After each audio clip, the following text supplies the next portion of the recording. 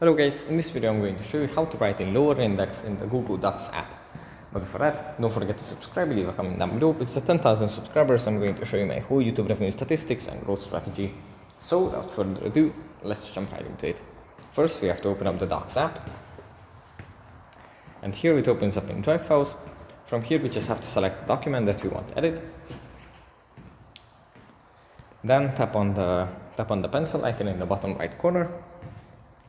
And then in the top row, tap on the letter A with 3 lines next to it. Then tap on the X lower index.